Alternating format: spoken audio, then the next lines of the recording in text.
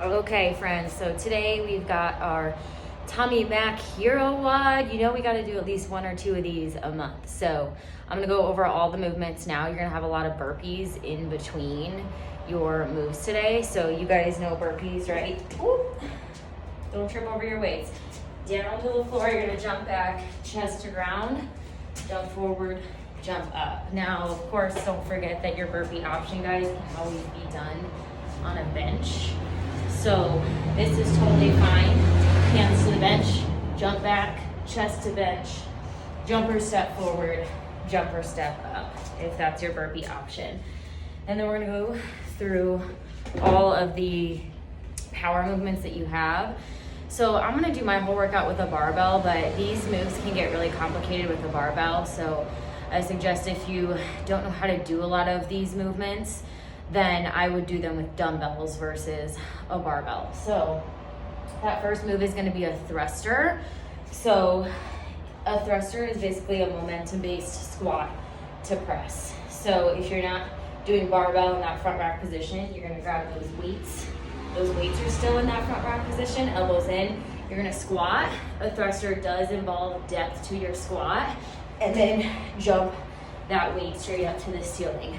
But you're not necessarily separating the movement, right? You wanna think from bottom to top. I use that momentum. So that's your thruster. Then our second power move is gonna be a snatch. So with this one, if you're not doing barbell snatches, then I'm just gonna have you do single arm dumbbell snatches, and you'll do half the reps on one side, half the reps on the other. So in a snatch, we're gonna go wrist facing in versus facing your body. Your hips go back, chest stays lifted, elbow comes up, and then you punch that weight to the ceiling. Chest tall, elbow up, punch that weight. So you're not, again, pausing in the middle or using any type of shoulder to drive that weight. It's the legs jumping that weight to the ceiling. So that's your power snatch. Then you'll have a push press. So if you're not going barbell, dumbbells will be here in that front rack position. It's just a bend to the knee, a slight bend, drive that weight up. Or you guys could just go regular shoulder press here if you don't want to do the push press. But it's not a thruster because you're not squatting all the way down, right? It's just a little bend, enough to drive that weight up. And then your last two moves, you're gonna have some squat cleans. So with this one, you're gonna have two dumbbells. So in a clean, you're gonna hinge forward at the hip, and then elbows come up. You're gonna clean that weight to the shoulder, but go right into that squat.